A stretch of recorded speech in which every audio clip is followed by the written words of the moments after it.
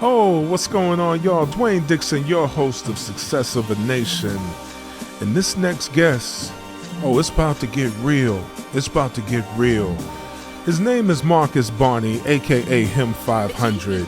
And I consider this brother to be like just a living, walking, breathing Google. That's the best way I can describe it. Because anything you want to know when it comes to credit cards, the banks, how to leverage, Turo, rentals, he's got it all. So I'm not even going to prolong this anymore. We're just going to get into this interview. Again, his name, Marcus Barney, aka Him 500. Check it out. Hey man, Marcus Barney in the house, y'all. This brother is doing so many things. You know, this is the first interview I can actually say I'm a little confused, man, because I don't know where to start. Do we go with the credit cards and the bank play, or do we go with the small cars with the rap, or or recession proof? We're gonna have to talk about that as well. But I figured, you know, we get started by just letting everybody know exactly who you are, so they can see your beginnings versus what you've ascended to at this point, you know. Mm-hmm. So we'll just go there. Marcus Barney from Stockton, California, small town, Northern California. I'm in the valley, right outside of Sacramento. You know, typical story. I come from the 80s. Dad incarcerated. Single mom, you know, went to different high schools, never went to college, got my real estate license at 18. I got my real estate license at 18, which led me into learning about credit, which kind of led me down the entrepreneur path. But of course, I graduated 2006. So in '06, you got to think it was amazing to be in real estate. Absolutely. It was at the height. Yeah, that's right. You know, and, you know, so after that, the crash happened. 2008. So you imagine being 18, 19, driving Chargers. 2006, I'm driving a 2006 Charger. You know, I got 22s on it. This is when it's moving. Boosie got the car Boosie got in his videos. I got, okay. You know, so it's like, look, you know, and life was good. I thought that I would be retired by 30. 35, I'm out of the game. You know, I had me a home, right? Nice savings account, hopefully some investments, some rental properties. I'm done. You know, and I was working on my first triplex. And when the market started crashing and everything went south, I was working on a triplex. I figured I'd build a few multifamilies, and thought I would be set. Yeah. And then they crashed. Did you figure out that, life happens, the recession happened. And that's one of the things that kind of defined recession proof, and what made me even come up with recession proof is because my ability to pivot and still be okay. Throughout that recession, what I thought was going to happen in my life, everything changed. But, you know, my grind, my hustle, my mindset, and my ability to pivot, you know, allowed me to still be successful throughout that time. You know, I'm glad you mentioned that, because this has been a burning question for me. You know, I've been checking you out for a minute now, and let me just start off by saying first things first, man. I absolutely love what you're doing, man. Now, and that's on some real, just the way that you've been teaching the community. You know, you're also even obviously doing it for yourself, where, you know, we can talk about the jets and all of that as well. So I'm just loving what you're doing, man. Sincerely, I've been rooting for you. So we've met on occasion, but it's just a good thing that we're now finally having an opportunity to sit down and chop it up. Most definitely. So I appreciate you for that. My question, based on what all of this that you're saying, my first question when I hear somebody who's getting it like that, even then, you know, you had the Chargers and what have you, and what now it's the McLaren outside, right? That's the McLaren. That's the McLaren. Yeah. The convertible one. Yeah. In the driveway. Yeah, that's okay. That's, all right. Yeah. how where did you get this mindset from? Was like mom's an educator or something, or did she just instill, or did you see so many horrific things you wanted to absolutely make sure what was it, Marcus? Nah, for me, my mom is the root to everything in the foundation, everything that I am. When it comes to the cars, like me and my mom got a internal connection that's out of this world, right? Like, Beautiful. The showboat. Like my mom was a grinder. Like it wasn't nothing she wouldn't do. So for us to have everything, I remember where she bought her first home. I remember she sacrificed and didn't buy the car first. She went and made sure we owned a home. She owned a home, and car broke down. I remember my mom was like, "Yo," was doing whatever it took. She caught the bus to work. She caught the bus to work and came home in an Escalade. Wow.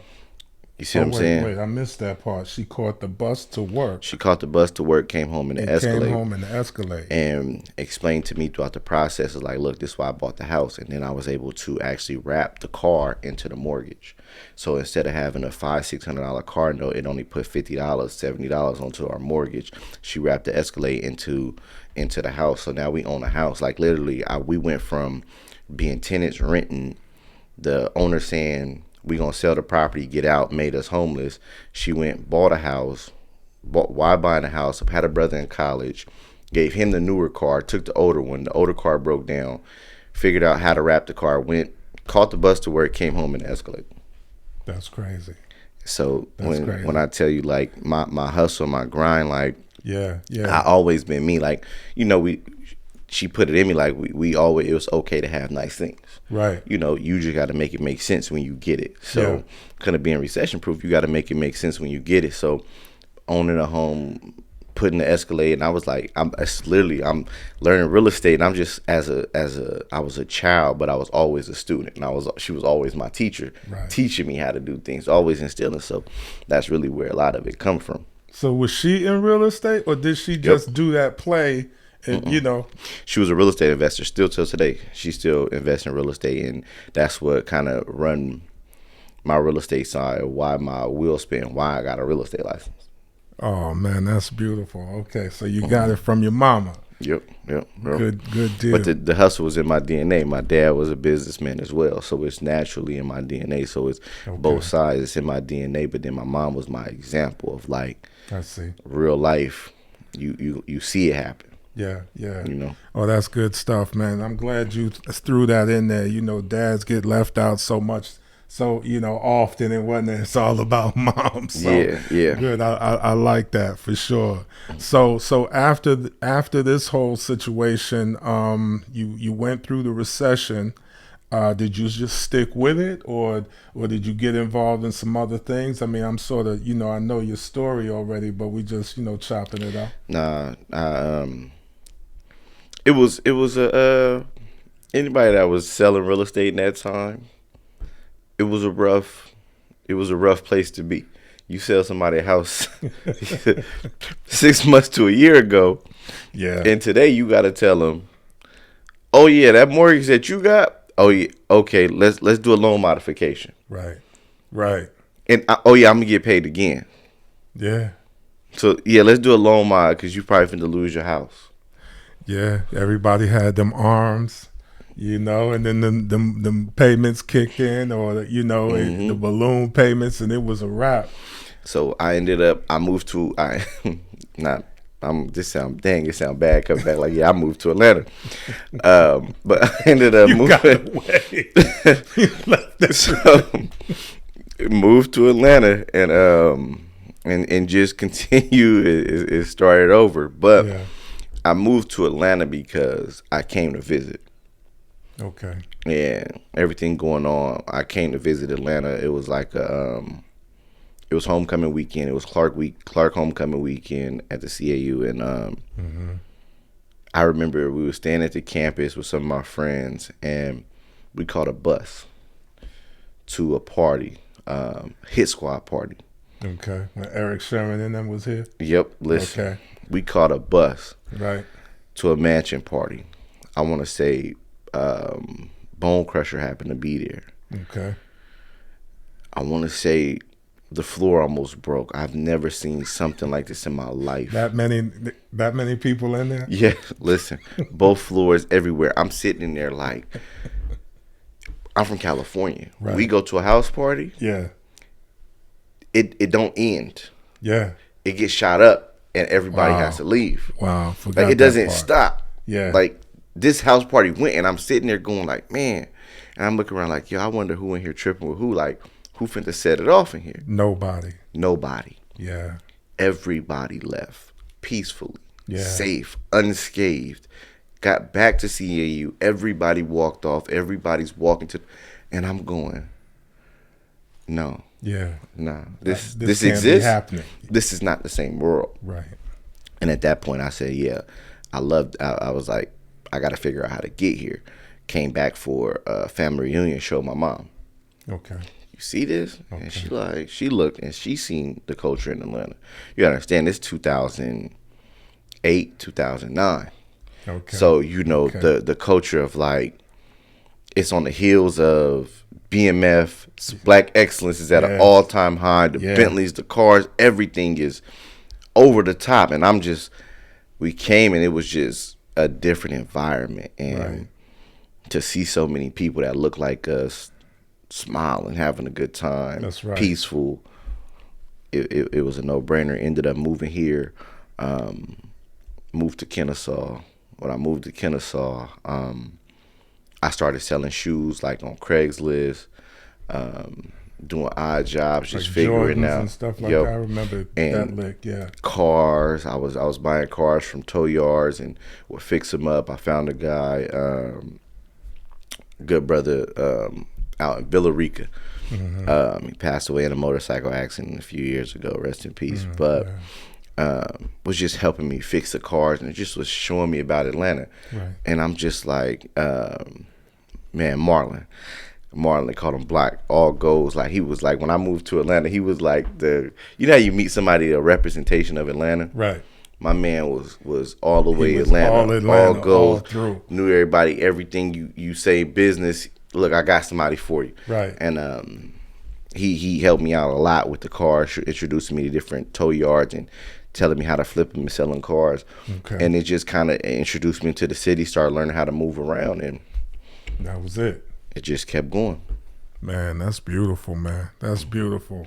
Well, I just wanted people to get a sense of where you started, because what we're about to get into now, it's like, you know, a lot of times people discount you because, oh, he had that already. Nah, it wasn't like that.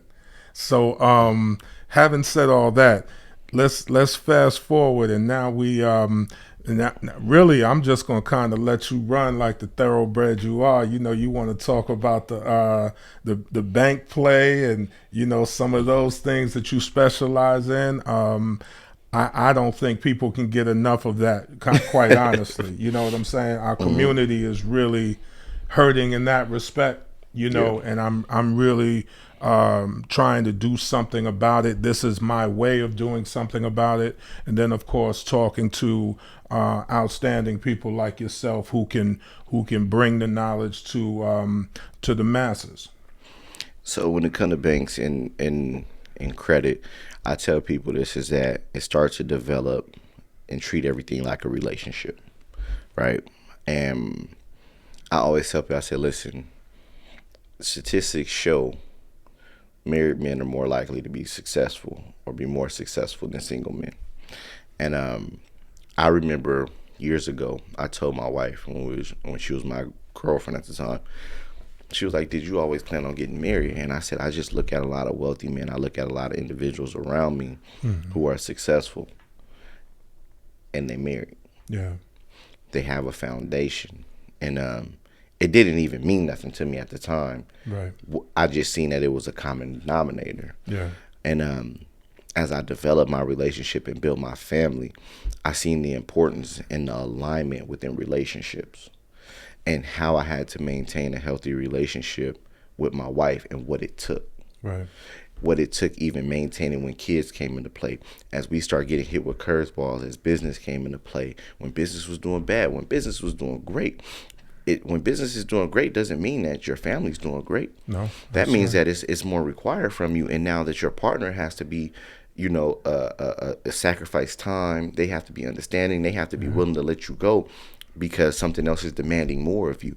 And I started realizing that it's a constant evolve, Right. and adapting to a new person, to to new circumstances, to new demands.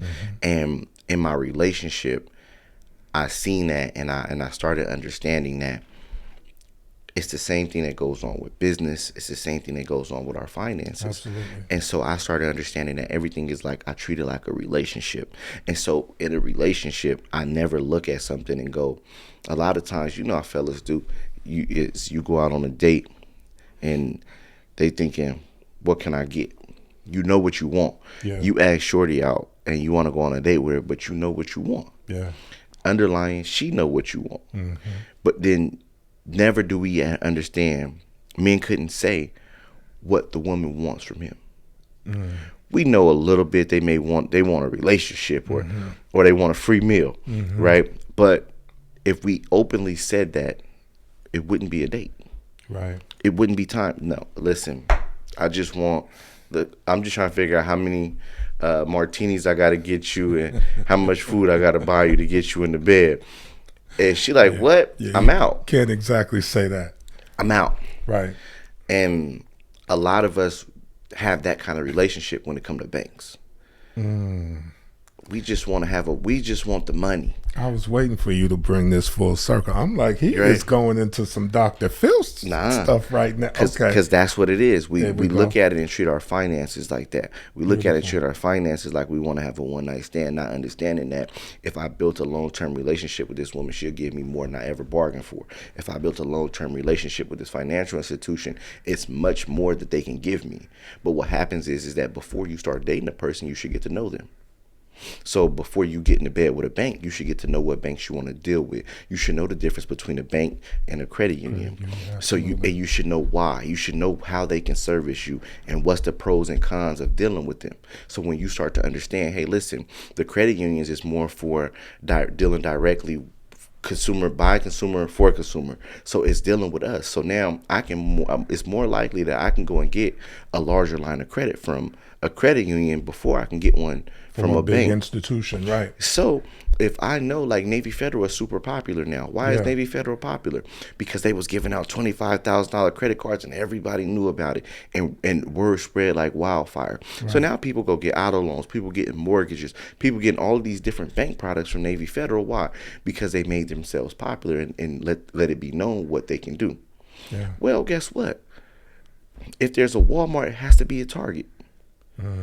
It has to be a Kmart. So guess what? It's other people. It has to be an Amazon. It's other people who are now competing. Yeah. And so now what I look at people and I say, listen, figure out the other credit unions that want to compete. See, you got Alliant, DCU, First Tech.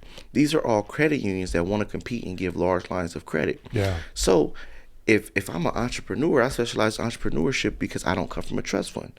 So as an entrepreneur, what I'm going to do is this. I'm going to go to the institutions like DCU, First Tech, and Alliant. I'm going to go get $15,000 to $25,000 credit cards on my personal. I go get that on my personal. Most people will then go and use it. That's that you get to first base and you think you got a home run, not realizing that it's a lot more game to play. You go and you get those credit cards and you use it going to debt, and it kills your credit report. You can't even go get more lines of credit. You already cut yourself short. You cut yourself short, not knowing that, hey, listen, it's a second base to this. That if I let this season and sit on my credit report and start a business, it looks much better. Now, guess what? Now I can say, okay, well, what big bank institutions do I want to do business with? How do they service me? Are they the ones who are great with mortgages? Are they going to help me get rental properties? What about the refis when it comes to pulling out and I want to shift money around? The interest rates, is these the people who's more likely? Which bank is going to be my friend when it comes to fees? Do I want to go with Bank of America? Do I want to go with Chase? Do I want to go with Wells? Which one of these banks, or Truist, which one of these banks do I want to deal with? And At that point, I tell people, now you start to learn the bank, and you will learn, then learn the laws, learn their rules. Hey, Chase has a 524 rule. You can't get more than 5 credit cards in 24 months. If you do, they'll shut your whole account down because you give them authorization to do a soft pull. So when you sign an application with Chase, they can do a soft pull and come run your credit. You don't get a hard inquiry or no. They just pull your credit. Let your utilization go up. You let your usage on your credit cards go up.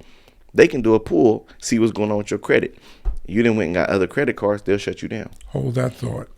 You go get other credit cards at other banks, and you do. I'm saying you do it responsibly. They still blow you up. You can't have more than 5, and because see, you can go get banks may pull from one credit bureau. Right. If you understood what bureau they pull from, I'm gonna get 4 banks on one bureau. I'm gonna get 4 banks on another bureau, and I'm gonna get 4 banks on the other bureau. It's 12 credit cards. It's credit card stack. So in order to prevent credit card stacking, banks like Chase, what they do is put in a 524 rule. Okay. Then people who study the game and understand relationships understand that, well, what doesn't consist or affect the 524 rule? Business credit cards and charge cards. So you just find the loophole and just go around it. Listen, you figure you have to learn your partner. You have to know who you're dealing with, know their likes, their and their dislikes, know their pros and cons, know what they want to know and what they don't want to know. Talk that talk, man. So that's one way we start understanding. Well, that's Chase. You understand that. But then you got Bank of America. Bank of America has a 2-3-4 rule, meaning you can get 2 credit cards in 30 days, 3 credit cards in 12 months, and 4 credit cards in 24 months. But they don't care about the relationships that you have outside of them. Right. So they're not going doing soft pulls. And so what people don't realize is that, well, with Bank of America, you can get 2 credit cards at one time. So now when I go get a business card, I'm going 50,000, 75,000. Why? Because I got large $25,000 on my personal already that's been seasoned that I'm not abusing. So now I let those sit 6 months, and now the banks is looking like, okay, well, when it comes time for business credit, they're like, okay, well, you maintain on that side, we can trust you a little bit more on the business. Beautiful. Let me ask you about that. Let's say, for instance, you use the Bank of America, for example. They see that you've got other stuff. You said it's seasoned. Do you have to use those cards, or can they just stay is dormant, or you got to keep everything moving so they can see activity? Now, you want to keep your utilization between 0 to 10% reporting. Yeah, okay. So you want to report your utilization between 0 to 10%, showing that you're not abusing it. And okay, yeah, I got you. I just wanted to put that out there for people. Keyword reporting, though. Yeah, for reporting 0 to 10% don't mean you can't use more. If you understand how to leverage your credit and how to rotate, you can use more, but you just want showing 0 to 10, 1 to 10%. Right. I've always stuck around 3. That's pretty much where I live. The 3% utilization rate. Is that something you'd recommend, or is that kind of where you live as well, or what? Nah, I'd be living like 50. 50. You just said don't go beyond 10, right? But you doing 50 because you working it. But I said you want to reporting right at 0 to 1 to 10% reporting. Now, where I'm using, I want to report. Can you speak to that a little bit? So, like what you said, right? If somebody asks me and say, "Yo, you got $100,000 in lines of credit," for you to be at 3%, you only can use 3,000. Excuse my language. Fuck that. Right. I'm not. You can hold that. You can hold that shit. But you gotta pay it though. You just gotta pay it and keep it down. Listen, like American Express. You pay Yep. it. You keep your utilization rate low. Yep. Man, listen. No. We live in 2022. Right. It take money to make money, and it ain't no way that I'm gonna be able in every 30 days saying that, oh yeah, I'm gonna be able to get this back. Okay. Every deal don't come back in 30 days. Some deals take 6 months Right. to start seeing profit. Sometimes it takes 3 months, 6 months, 9 months. I need to be able to still have access to be able to use the capital. So what other thing I understood is this: a lot of people struggle with their due dates and payment dates. It's like your due date and reporting date, you must understand, right? So you gotta understand one day your credit card may be due on the 18th, but the reporting date may be the 24th. Yeah. Whatever that balance is, if you don't got the money on the 18th, but it's coming. Some people are stressed to pull their hair out, go get a payday loan, and add extra interest on for 3-4 days. It'd be like within a week, not knowing that your due date, your reporting date, the closing date, statement date, right? These things is terminologies we use on your credit card bill. It'll say statement date, Right. and the statement date is what reports to the actual credit bureaus. Correct. And Which so is the reporting date. it's your reporting date. Yeah. So now I go, okay, well, I know I need to have that utilization down by that statement date. In order to be interest, I need to have it down by the due date. So if I'm going to pay the interest, I'm like, okay, but at least let me get it down by the statement date. But what people don't realize is this. I say, well, if I got 100,000 in lines of credit card companies may allow you one time per year to change the due date. Mm-hmm. So I'm going to offset 50,000 to another due date, maybe like the 10th. Another 50,000 to the 24th. That way I can rotate. If I use 100%, this 50 that's due on the 10th, the credit card that's due on the credit cards that's due on the 24th, I can then use that money to pay this one off. I got you. So it's reporting at zero. Then when it's time for the 24th to report, I'm using this credit card, and it's reporting at zero. Cross collateralizing basically. Boom, and I got 50% missing, but it's still showing zero utilization, 1 to 3% utilization, but 50% of it is missing. And that's, on the personal side. But the reason why I say I don't tell people to start doing that off the dribble is because I still want people to go into the business side, because business credit doesn't show on your utilization. That's right. And if you do get caught with high utilization right now with your business credit, with your personal credit, what I recommend is that when you get business credit, you transfer it over. Oh, really? Mm-hmm. Okay. And why would you suggest that? Just transferring from your personal to the business, because the business is not going to show. And most of the times when you get a business credit card, you do 0 to 18. They probably give you 12 to 18 months with no interest. Okay. So instead of collecting interest on your personal, it's just for people who are already carrying debt. Yeah. Instead of carrying it, transferred over to a business credit card. Okay. I got you. Man, now you know why I got him here, man. That's crazy, man, and I really appreciate that. I think people need to know that. You care to get into the business side of things, because that's really when it gets crazy. As a PG, that's one thing, but when they start giving you that, that credit on the business side, In today's society, it's hard, and most people, I say this, won't get there. Really? Why is that? We already there. What do you mean by that? People not gonna get to where they're giving you business credit without being a PG. Okay. They still gonna pull your personal credit. They still gonna look at a lot of it's gonna be based off your personal credit. Yes, that's true. And this is why you got to keep a good personal score. side. Good, yeah. And the main reason why you want to keep a good personal score is this: relationship. If you can't maintain a good relationship with the credit bureaus, what make you think you're going to maintain a good relationship with the banks? It don't matter if you can finesse and get it, but it doesn't last long term. And the worst thing you want is to have a bunch of severed relationships and bad relationships and a tarnished name out here. Yeah. And so I tell people, maintain good relationships to where it does, as you go up the ladder, it doesn't matter. Right. Now once you start dealing with millions and millions of dollars, then you start going into the point where it's like, you don't need PG and things like that. Sure.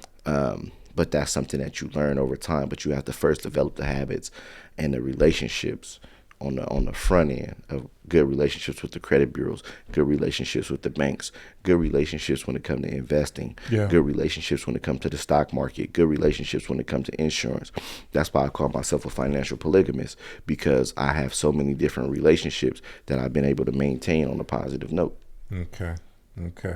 Yeah, that's good stuff. And I don't want y'all to miss that. It's literally building a relationship, like going to Your personal banker. I have literally sat down in their office. We talk, we chop it up, we go to coffee, we go to lunch, whatever the case may be. You see, we met, we got acquainted in the bank. That's right. That's right. We did. We did. I saw him yesterday, and there was a couple of Brinks trucks in the way, and I'm mad because they stop in traffic. I'm like, what's going on? Then this Bentley goes by, and oh no, excuse me, I didn't mean to play you. That was a Rolls. That was Rolls. Definitely was a Rolls. That was a Rolls Royce. My bad. So I couldn't get in the bank until all the commotion was cleared, and they cleared the money. Then I realized who it was coming from. So, yeah, absolutely, man. Let's talk about that. Nah, you know, like you seen it firsthand. Like, you know, they know me on a first name basis in the bank. Yeah, like, same here. Yeah, that's the thing, is that when I go in, they understand. They know who I'm dealing with. They know who I'm working with. They, to the point, we got hand signals. They just like, yo, who you need? Judith came out and gave you the head, head nod. Gave me the head nod, pointed which banker I needed to deal with, because they knew what kind of transaction I'll be doing. Yeah, who's gonna do my wires? Who does this for me? Right. And it's just having those kind of good relationships. Absolutely, like you spoke on, is like having a good relationships with the banks and things like that. And it's key. You know what I'm saying? Yeah. Even earlier, I see how I smile. I fucked you up when I said I'm a financial polygamist. All right. I caught him off guard. He was like, yo, I seen it in his face. But I didn't want to stop your flow. Yeah. I didn't want to stop your flow. But this nigga, go on, man. Just go on, man. That's financial polygamist. That's the kind of, you know, that's how you want to carry it. Because, you know, a lot of guys want to be polygamous but can't have don't got a solid relationship. Right. They can't maintain one good relationship and trying to bring somebody else into the mix. It's like, yo, nobody want to be in the struggle. Right. Absolutely. You know, and it takes, you have to have a lot of understanding to maintain multiple relationships. But in order for us to build generational wealth, we must understand these different relationships. We must understand stocks, and not what we can get from it. What can we build together? What can I give? Right. What does it expect from me? What does it require from me? What kind of standard do I need to have? What kind of posture I need to carry in order for me to be successful in this relationship, as well as when it comes to insurance and different investment accounts and things like that. All these things is necessary. But if we don't have a good relationship at the base, because we don't come from trust funds, we don't have a lot of money, we're not inheriting money, we're not inheriting properties, what happens is that then we must understand how to build a relationship with the banks. Mm-hmm. We must understand how to build a relationship with the credit bureaus and leverage them, and understand that, hey, just because the banks give me money doesn't mean that's where my money needs to sit. Man, that's beautiful, man, and absolutely the case. So how would you encourage people to find that type of information? Because you preach, that's the gospel right now, but you know, how would you recommend people doing that? Especially, I'll let you speak on it. I know you know what I'm talking about. If you're looking to build financially, is that in today's society, education is at our fingertips and is being taught by people who look like us. Yes. It's being taught on these podcasts. I just told people what banks to go to for credit unions to get large lines of capital. I told them what banks to then go to once you get your business together to get multiple credit cards at one time. I'm literally giving the examples, and I'm telling them now. Right. I'm doing it now for free. And it's a lot of times is that you just sit down in the information and not just take it as inspiration or, oh, that was a bar or a jewel. Yeah. Take it as something that I can put into play and go put it into play now and take action on it. And when you start taking action on things, what happens is that you start to learn things from experience. Right. And that's the best teacher. The best teacher is experience. I can learn from my experience, but, you know, it's only so much that somebody can tell me versus when I go and run the race, then I know firsthand. Right. Okay, I like this bank. I don't like this bank. Right. And so forth. That's beautiful, man. I hope y'all got that, because he was definitely dropping gems for sure. You know, you got me thinking too. You said you're a financial polygamist. So you got me thinking about another play that I don't hear you talk about that often. Can you speak to, or would you, do you want to maybe go in a different direction? Not sure. But the universal life insurance play, and you know how we, become our own banks and things of that nature. Is that something that you rock with at all? So Or it's in my program, but I got a guy who runs that he on site for me. specializes at Yep, that? and I Okay. understand how to maneuver it and things like that, but it's not something that I'm like Okay, the guru on, so to speak. yeah. Okay, well, no, that's fair. That's fair. Well, so many areas that you are a guru on. Let's just go there. I'm gonna let you go. Where you want to start first, man? The rental car play or the I mean, you just got you and Maddie, boy. I tell you, That's my brother. Shout out to Matty J. yeah, absolutely, man. With the smart cars, what you referencing to. Oh boy. I did that. I started that a few years ago, educating people on that. But it was really a way to build your credit, because you need to have 10 plus positive accounts on your credit report. And so one of the things that I tell people to do is, when you want to build a credit report, is that you want to understand how to structure and add multiple positive accounts. And so what I told people to do was go to swapalease.com. And you literally can go take over a leased vehicle. So you take over a vehicle and it got 6 months left on it. You imagine taking over a vehicle with 6 months left on the lease, but it get added to your credit report. You pay it for 6 months, and once the lease is over, you get a car back. On the smart card, it might be like $200 a month. Yeah. You pay $200 a month for somebody's vehicle, for a auto primary to be added to your account. Right. So now for $200 a month, that's $1,200 that you added that auto primary to your credit report.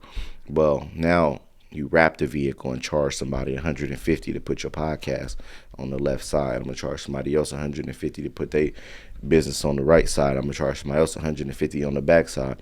Well, that's $450. Let's just say $200. I'm gonna charge you $200 a month. Right. Well, now that's $600. That's a $400 profit. Yeah. So now I charge somebody. I say, well, look, I'm gonna keep the car in the city of Atlanta 12 to 14 hours a day. People like, okay, that's marketing, advertising, it's moving, and it's in our market if we in Atlanta. So I said, okay, cool. Then I charge somebody $150 to drive my car to do Uber Eats, DoorDash, the grocery store, delivery. I'm gonna pay the insurance. Smart car insurance ain't nothing but $60 a month. Gas ain't gonna be nothing but $200, $300 for the month. Okay. And now I'm profiting $150 a week. I got 2 drivers rotating. That's $300. So that's another $1,200 a month on top of that 6. That's $1,800 a month minus the $200 car note, minus the gas and insurance. Take away $400. I'm making $1,400 to build my credit report. $1,400 a month to build my credit report. You do $1,400 times 6 months. It's still a good business model, and it's putting you in advertising. Yeah. Yeah. Wow. Then we upgraded it. We started doing trailers. I got my logo on trailers with a QR code. I got the company Tractor trailers. So company called Recession Proof. All I did was put Recession Proof on the thing. I ain't put nothing else. Recession Proof QR code. Why? Because you want to know what recession proof is. Sure. You hit that QR code, guess what? You find out what recession proof is. When you find out what recession proof is, whether you liked it or not, I'm tracking you. Yeah. Now you're going to get familiar with me. When you get on YouTube, you're going to see my ads. When you get on Facebook, you're going to see my ads. When you get on Instagram, you're going to see my ads. I'm going to track you. Man, that's beautiful, man. With all of this stuff that you're doing, Marcus, which one really just took you over the top? I mean, I know you're involved in so many things, so they might just blur at this point. I don't know. But which one just really, this is a solid one right here. Like, if somebody were trying to get involved, I bought a Fit listening to you, a Honda Fit. Me and Maddie was talking, and he said, as well as you guys' numbers do, so many people don't execute. And I knew what he was talking about, but I'm like, wrong one. I went out and bought a Fit and did the whole play. Yeah, so it's interesting. So what are your thoughts? How did that turn out for you? Man, I was just going to leave it at that for the sake of the audience, but I bought the fit and it had a salvage title. They didn't take salvage titles. I just drive it around and save on gas in the premium cars that just went that direction. So it never really materialized into anything. My wife Because it had a salvage title. Yeah, it had a salvage title and they didn't want to rock with that. So my wife be putting flowers from Home Depot from the backyard. Just that's what it's become. Yeah, that's the part of education and really being educated thoroughly. Yes. And that comes to the part where people, when I tell people, like, people say, yo, everybody's selling courses. I don't know, who to trust, who not to trust. I get it. Mm-hmm. But you learn it from somebody's experience. Absolutely. You have to learn from somebody's experience because it's impossible for somebody to be like, yo, I need to teach you every single detail. You want me to spend 10 hours breaking everything down? Right. Come on. For free? Come on. And then guess what happens is that I'm not supposed to make money. You want me to help you become a millionaire, and I have no reward or no gain in that. And it's a very good point, man. Because it breaks down into things like that. And it's like, look, I can give you that. I can give you the outline of ways to make money, but you always are going to have roadblocks and speed bumps that come your way. And do you want to do it by yourself, or you want somebody to help you? Do you want to? The beautiful thing about Recession Proof is, like, we got 16 chapters. It's over 6,000 members. We've been going strong for over 3 years. And what happens is that everything that you're going to go through, we've already been through. Somebody's already asked a question, just a thread, a whole form that you can go read on what problem you're already dealing with that's going to help you overcome it. Right. So what happens is that now it makes it a lot easier. So when you will go through a problem like that, you got a salvage title. Well, maybe if you would have took a course, you would have seen that they say, well, your ass bet not get a salvage title. Check the title, make sure it's clean and clear. Or once you got the salvage title, somebody can also help you materialize it and figure out another way to utilize it and still put it to use to make money. Right. And there are ways of veil and things like that. Mm-hmm. Turo is a stickler, whereas you might be able to use some of the little smaller companies, hire cars and things like that, depending. Correct. But yeah, it's a lot of other companies out there, but it's other things that do it. It doesn't mean you have to go through somebody's platform. Sometimes you can go through private. And that's the other thing. Because I was ready, man. In fact, I was going to buy several of them, right? Mm-hmm. Just get like 4 or 5, whatever. And then I found out about the whole insurance side of things. And my insurance person was like, you want to do what? It's like, that's going to eat into your thing, because now you got a fleet in this, or you might want to do it outside of Turo. I was just like, that's why you go to the expert, so they can tell you how to get their policies, give you the people. And you know what I'm talking about too, right? It's just that's when it comes to, it's like, yo, we gotta have what, an hour conversation on insurance, and then another hour conversation on what car to pick, and then another hour conversation on colors. Yeah. Oh, because colors matter. Oh, okay, they do matter. Oh, pictures matter. Where you take the picture at, that matters. The market that you're in matters on what car you get. You understand? And then people be like, yo, just give me the game. It's like, yo, it's not that simple. That's why you need to get recession proof, y'all. Get recession proof so you can avoid some of the mistakes that I made. I wasn't as pressed. I only bought one, and it was just like, okay, just kind of became the family kick around car, with gas being $5 a gallon. I didn't even care at that point. He got it like that. Everybody don't got it to just go buy a car and waste it. You know what I'm saying? So you got it like that. It's different. So everybody don't got it to be like, yo, I bought the car. It just sits. It just, it's just a kick around. Like, listen, I come from places like, listen, we didn't have kick around cars, right? The kick around car was like the lifesaver. It probably was like one of the nicest cars in the neighborhood. So, to have a kick around fit, like, life is good. Let me rewind that. I didn't want to, come across as crazy or pretentious or anything, but I do see what you're saying, though. But the thing is that, because sometimes you don't want to take sometimes losses put people out of business. This is and true. It puts people, it drives people to it. One bad move when people are on the verge of like, yo, I'm sink or swim, and this can make me sink. Yeah, because I'm not properly educated, but I see so many people doing something as popular as Turo, Airbnb, everybody's screaming it. Yeah. But you can't take L's in this. You can't get into the wrong deal and be like, Right. I just lost. Oh, I went and got a credit card, and I went and got an Airbnb, and I furnished it off my credit card, and ain't nobody come rent my unit. I know you get all the stories, man. Listen, this is the thing. I know you get all the stories. I see so much. We into mobile homes. We doing stock options. So I got so many different. This is what I say about the financial polygamist is that all of these different relationships. Pick which one is best for you, but take your time. Right. It's not a rush. If you've been struggling for 6 months, struggle another 6 months while you educating yourself before you try to end your struggle.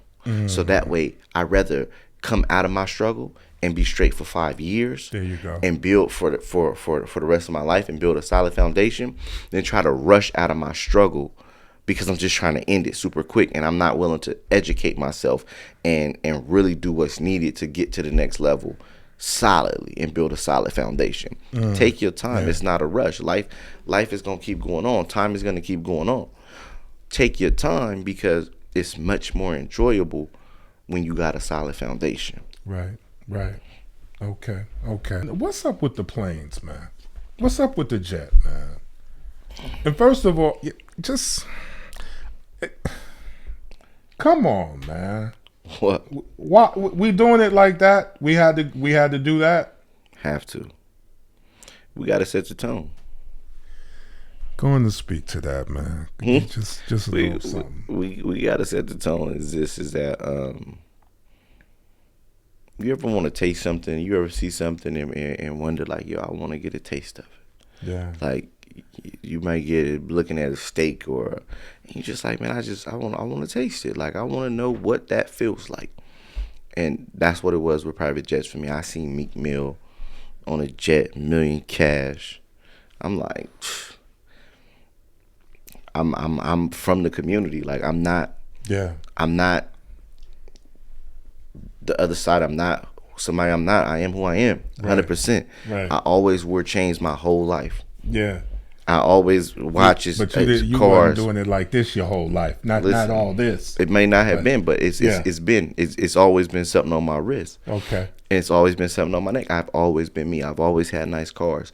That's who I am. It's always the things I wanted. Now my level of nice cars has changed. Mm-hmm. A Charger was a nice car for me. Yeah. Well, that's 20,000, 30,000. Right. But it was nice to me at the time, and it meant a lot. And so my levels may change, but I wanted nice things. I always knew, listen, experience it, and go and try it out. Before I moved into a mansion, I rented a mansion and had a birthday party there. And before I bought a Wraith, I rented a Wraith, drove it in Vegas and seen what it felt like. But I bought the mansion and bought my home and bought my estates before I went and got the car. Good. Right? Good. And so, but I knew, listen. I want that. I tasted what it was like. Right. Once I got a taste of it, I was like, nah, this life is different. Like, look, I had a brand new home. What was it? About 4,000 square feet, brand new build. First person ever lived on it. Right? Here in Atlanta. Mm-hmm. My life was good. Yeah. This is before the internet.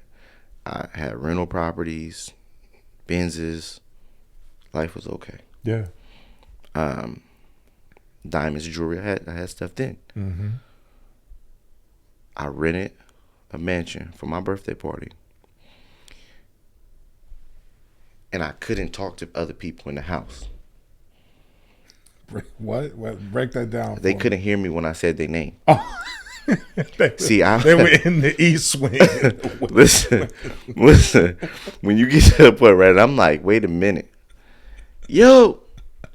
They can't hear you. And I'm going, oh, this is different. So the bathroom, the suite, and I'm going, yeah. My family can visit here, and we don't have to really cross paths and be on each other's heels. Ain't no you sleeping on the couch. Right. And I'm just looking, I go, life is different. It felt different that weekend. My life changed. You ain't fighting over the bathrooms no more, man? Come on, man. Listen, I come from 3 1s, man. Like, I come from 3 1s. Like, shit, save some hot water, man. Right. Like, that's what I come from. So to be in there, it's like, this is different. I got 2 toilets. Like, It's 2 toilets in one bathroom. You got well, technically it's a bidet, but you know. Listen, I am who I am, right? But it's 2 toilets, one bathroom. So, That's hilarious. I'm like, yo, with that, I seen it and I tasted it. When it came to jets, I gotta tell people, like, oh yeah, I didn't just come up and start balling, jumping on jets. No, I learned how to hack jets. I went and got a membership with ExoJets, Jet Smarter at the time, right, and was getting on empty legs and just seeing what it tastes like, seeing what it felt like, and it was different. yeah, and it's not as expensive as a lot of people think either. Listen, I paid $6,500 for the membership and paid $300 for the flight. Then I started learning where the hubs of, like, okay, if I need to go to New York, I'm gonna end up going into White Plains. If I'm coming towards Atlanta, I'm gonna go into South Carolina. If I'm going into Florida, I'm gonna be out in like Boca Raton or going up a little bit outside. If I'm going to Chicago, I'm gonna be in like Whiting. I start understanding how to move around. Like, Yeah, okay, you'll end up in Van Nuys. You know what I'm saying? Right, Like on the sure. West Coast. Right. And so I started learning how to leverage empty legs and just started learning about jets. But it was I just wanted to scratch the itch of like, yo, what do this feel like? Bruh. You doing more than scratching the itch. Ain't you got Listen. your logo on this? Listen, thing? I'm going to get there. Okay. I started, once I tasted it, I liked it. I then started building relationships and understanding how it worked. Oh, so I'm talking to the pilot like he's the plug. Like, yo, bro, like, He the pilot, man. what's the play? Yo, who you fly for? Oh, I fly for this company. Bet. I thought I had it. I'm like, Yeah. got it. Right. I jumped on the empty leg. What company? Okay. Bet. I got it. It's like, nah. We broker jets. We manage jets, so you're not the owner. Nah. So who own them? Private. Okay. Ended up meeting a private owner who was a pilot. Okay. 18 jets, been in the industry over 25 years, 30 years, flew Michael Jordan. 18 of them things.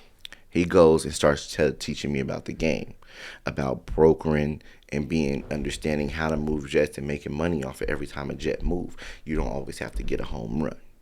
So he started explaining to me how I run. So I started learning and I started brokering jets. So I started helping other people get jets.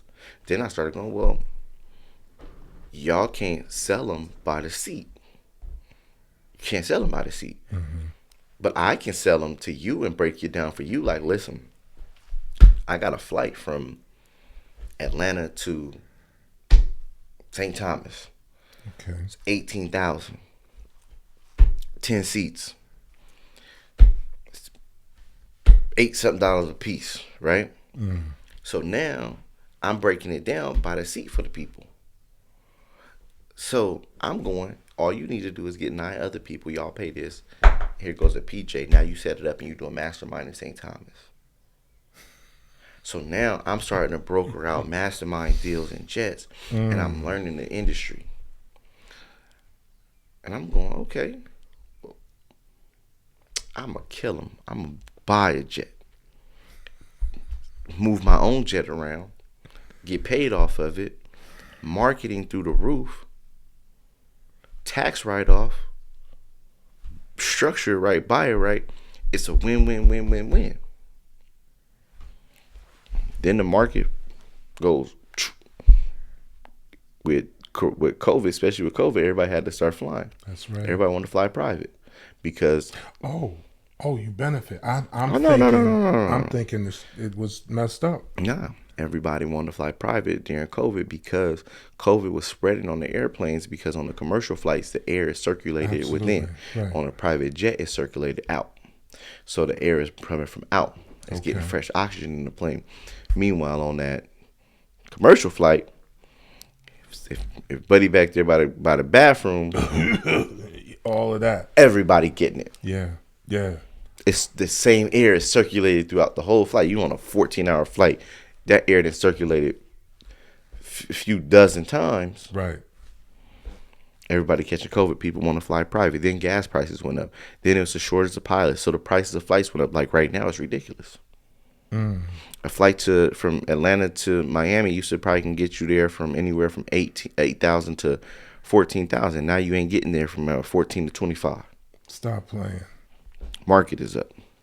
Wow. So with that being said, I mean, you can speak on it or not. Life is good.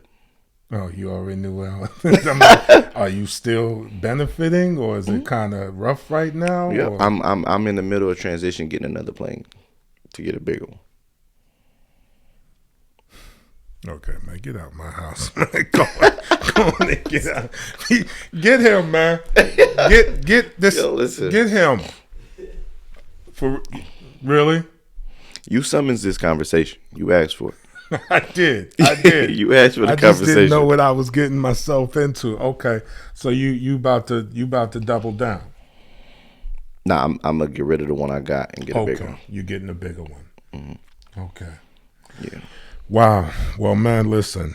Just hearing the way you're doing it, man. Again, you know, I've seen the hate, Marcus. I've seen the hate, man, and I hate that for us. But you obviously brushing it off and doing your thing. So ain't even no sense of me going down that road. Love what you're doing, man. All you guys, man. It's just good to see young brothers just doing their thing and doing it well. Circle of CEOs, shout out to all your boys. Yes, yeah, it's just beautiful to see you guys doing that, man. So I wanted to, I appreciate it. you know, personally commend you on how you moving. Keep doing what you're doing. Keep bringing it to the community the way you are. You guys inspire me. That's ultimately why I'm doing what I do. It's called Success of a Nation for a reason. I want to literally lift our people up. Man, I greatly appreciate you coming on, man, for real. Most definitely. And yeah, I'll be seeing you around. Let's get to it, man. I appreciate you and having you in me. the neighborhood anyway, right? Yep. I ain't too far. Okay, that's what's up. Well, listen, this is Dwayne Dixon with Success of a Nation. Again, this is none other than Marcus Barney, otherwise known as Him 500. Check them out. Let them know where they can see you. They probably already know, but you know. Him 500, all social media platforms. There we go. Him 500 on everything. So, yeah, man. On that note, we're going to get on out of here. And again, it was a pleasure, man. Most definitely, boss. I appreciate you having me. All right. Take care.